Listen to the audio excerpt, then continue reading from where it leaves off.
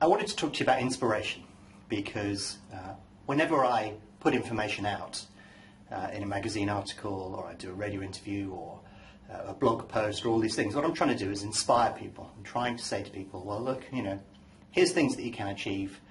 Go off and achieve them. And it's important for me to try and give inspiration because when I was young, I needed to be inspired as well. So when I was young, I went through this spell where I had no idea what I wanted to do, how I was going to do it, or how I could ever possibly achieve anything, and had a very messed up childhood, but that's another story altogether. Didn't come from a particularly well-off background, but one of the things that did exist within me when I was young was drive. And I think actually when I look back at that, I used to play a lot of sport when I was young. So I think, you know, drive and that competitive nature probably came from playing sport. So play sport is a good piece of advice. But I was also seeking inspiration. I wanted to be inspired. I wanted to, you know, I didn't know where I was going, so I wanted to reach a new level, or at least, you know, hang my hat on something and say I'd love to do that.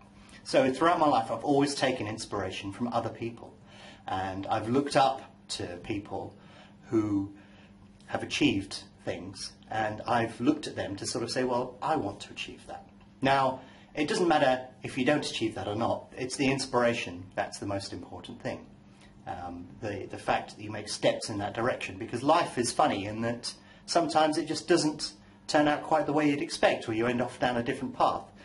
But regardless of the source of your inspiration, that's the most important thing, but you could end up somewhere else. But as long as you have something to aspire to, that's probably the most important thing.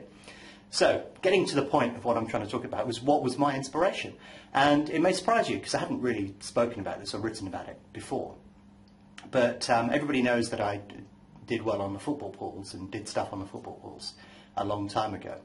But the thing that actually got me off in that direction, the thing that got me into sports markets and understanding sports and risk and, you know, going back and sitting in the library and learning about how to do probability and, you know, really working hard at all of these things was a book called Beat the Dealer by Ed Thorpe. It's worth a read if you don't know anything about it or you don't know who Ed Thorpe is. But Ed Thorpe is actually one of the core bits of inspiration that I had when I was very young. And he wrote this book called Beat the Dealer, which was all about how to win at blackjack.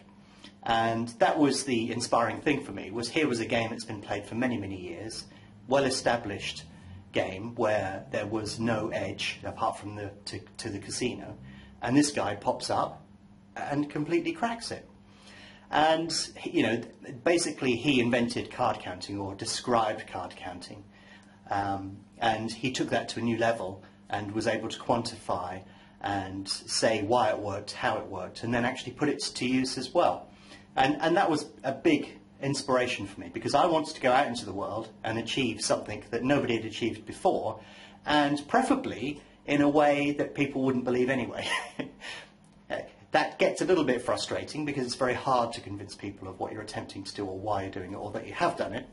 And I imagine he probably felt the same with blackjack. You can imagine him going to his wife, hey, sweetheart, I've learned how to win money playing cards in a casino.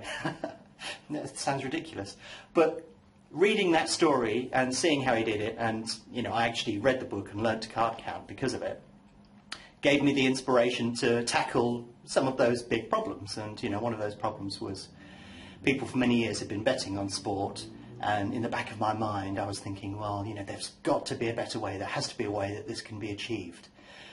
But of course, you know, I had no idea back then how that was going to happen, but it didn't stop me from pursuing it anyway. And then you follow this weird and twisted path over many years, and you end up sort of where you are now. But also interestingly, Ed Thorpe went on to get involved in financial markets, and obviously that's something that I have been doing for a number of years and continue to do and will do for many years to come as well. So there's some parallels there as well.